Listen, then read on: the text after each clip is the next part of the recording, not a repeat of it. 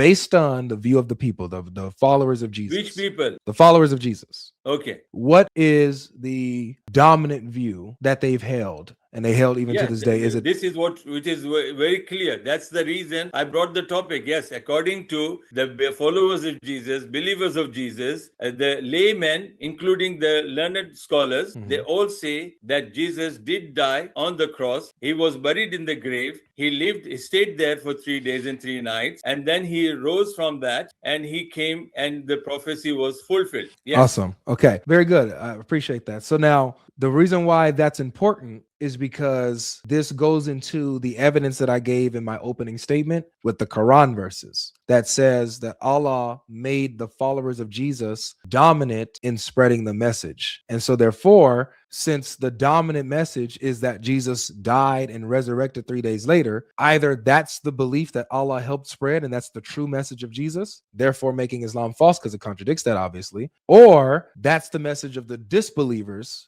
The disbelievers overcame the true believers in spreading this message that Jesus died and rose again, and therefore Allah failed to keep his promise in making the followers of Jesus dominant, and so then Islam will be false either way. You understand what I'm saying? You want me to say this?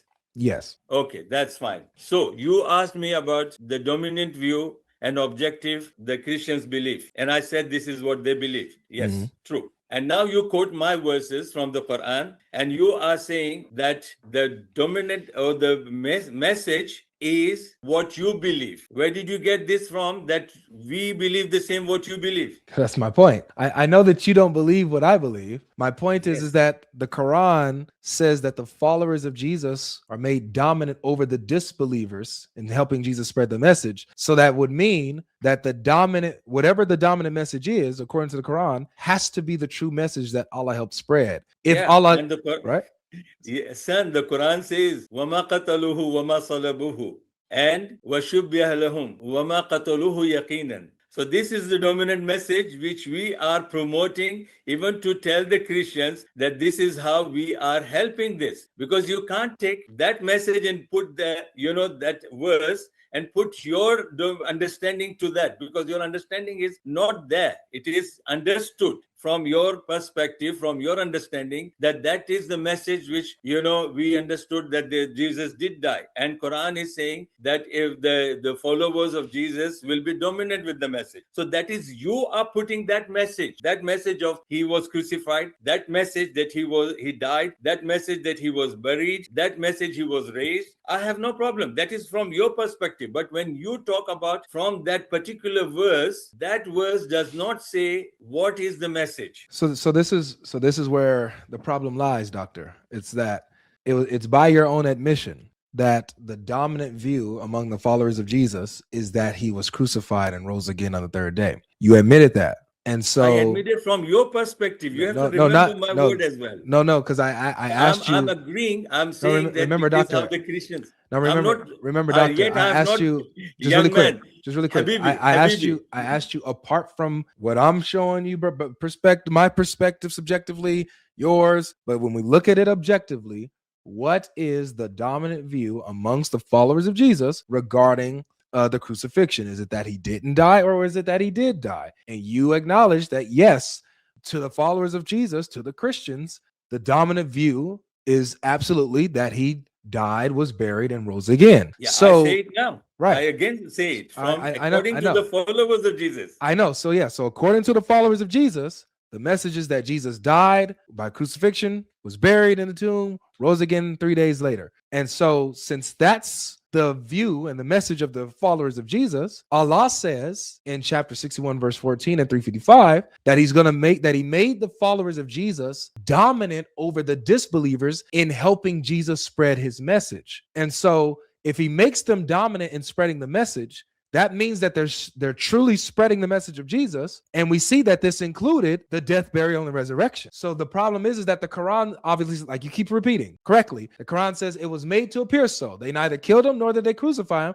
but it was made to appear so. But the followers of Jesus was going around saying Jesus died by crucifixion, was buried in a tomb, and rose again 3 days later. So the problem is that Allah denies the crucifixion while pushing the message of the crucifixion. There's a dilemma there. So either the crucifixion is the true message that Allah helped spread, and therefore Allah's contradicting himself by saying it didn't happen. Or the message of the crucifixion was spread by disbelievers, and that became dominant over the true believers, which would then make Allah a failure because he said he'll make the true believers of Jesus dominant over the disbelievers. So that's the dilemma. Quran speaks about the Injil.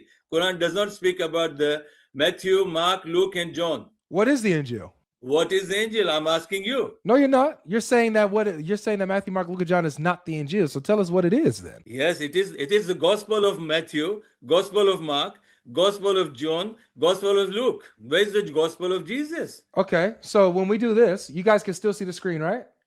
Yes. Yep. Okay, so if we do this, the beginning of the gospel of Jesus Christ, the Son of God.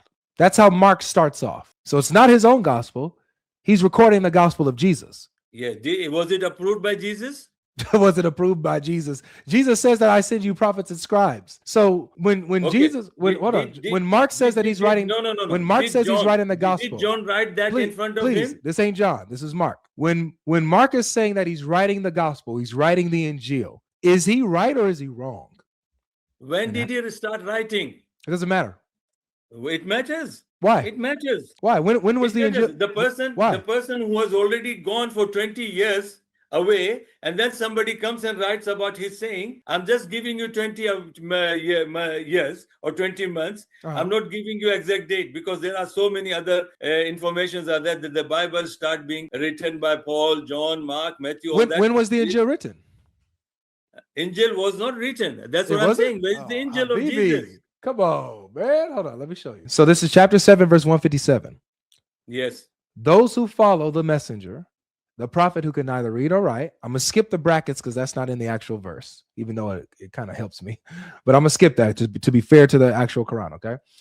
Who can neither read nor write, whom they find written with them in the Torah and the Injil.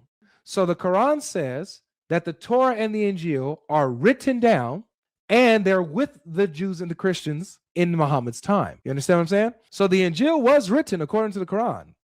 The question now is, when was it written? You bring me the Injil of Jesus Prophet's time. Brother, when was the Injil written? I'm telling you, it wasn't written. The Injil of Jesus was not written at the time when he was raised. Sure. The time when he was raised. Sure. When was it written? Is my question. When was it written? Mm-hmm.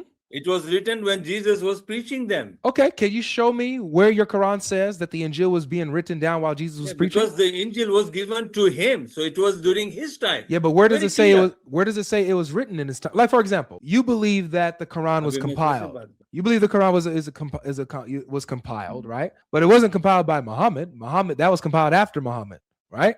No. Who said so?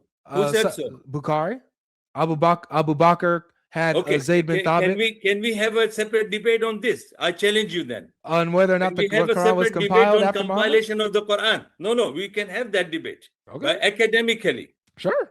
Okay, let's come back to this point now. Yes. So where does the Quran say it was written? No. Where does it say it was written in this time? The Injil of Matthew. Where does Quran say the Injil of No one Mark? claims that. Again, I showed you what Mark says. Mark doesn't say he's writing his own. Hold on, doctor. Stick with the Injil of Jesus. Doctor, excuse me.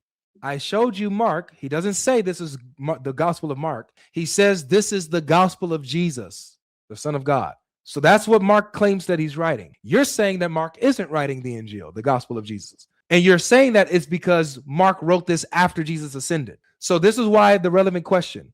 The Quran says the Injil was written. When was the Injil written? Okay, it is relevant. My son, tell me. If the gospel of Jesus was existing, then why John has to write it? Did the Quran exist in Muhammad's time? Yes.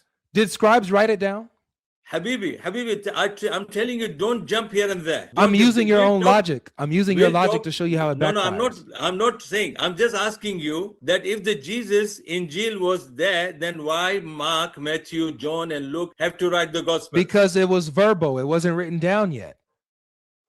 So that means Jesus didn't give them anything in writing, yes? He didn't give them anything in writing. And he left. Do you have something to suggest otherwise? Yeah, no, he left. Okay. Okay. Yes. So when was the Injil written? Now you brought me this verse, it says written. Yeah. Written where? It says the Injil was written. My question to you is, when But was now it written? you are saying it was verbal. Just now you said. Oh my gosh, dude. Just like how the Quran started off as a verbal recitation, so the Injil is a verbal recitation and ends up getting written down after it's verbally recited. Just like the Quran. If you have a problem with that, show me otherwise. When was the Injil written down? Tell me. No, I'm just asking you, when Injil is saying, Quran is saying the Injil was written. So then why Mark had to write another Injil? He's not writing another Injil. He's writing the Injil. Whose Injil is that? Jesus's. Who confirmed that? All the apostles. Mark is writing the gospel. He's writing the Injil. Okay. If that is your belief, I respect no, that. but it's not. But you're saying you're denying it. What I'm probable? denying it because I I'm got Muslim. you. I know. I'm Just hold on a Muslim. second, I've got doctor. nothing to do with the Doctor, Bible. 1 second, please. I understand your belief as a Muslim. Trust me. I know what you believe. My issue with you is that you have no substance for why you believe what you believe. You have no plausible reason to deny that Mark is writing the Injil. Nothing. No, I don't have to. I You don't have love to it. what? I love it. I Oh, say so- good luck to the Christians. They should follow word by word, verse by verse of Matthew, Mark, Luke, and John. I say that. So you agree that Mark is writing the Injil? He's in jail. No. No. Let's do this again. You see the verse on the screen, right? Yes. All right. This is what Mark says. This is the beginning of the gospel of Jesus Christ, not of Mark, of Jesus Christ. So Okay. Mark is claiming to write the Injil of Jesus. Do you agree with Mark here or do you disagree? And why? Okay. Let's understand this. If Mark is writing the Jesus gospel, then what did Matthew write? Brother, do you disagree? Focus on Mark. Do you disagree that he's writing the I'm Injil? or not? focusing on Mark. I said, okay, Mark is writing the gospel of Jesus. Awesome. What did Mark write? Wait, Matthew write? Forget Matthew and them. This is strong enough for me. We could get to Matthew and them in a second. So Mark is writing the Injil. Yes. Awesome. So we Yes. have the Injil. Yes. And according to the Injil, guess what Jesus says in the Injil? What does he say? Watch what Jesus says in the Injil.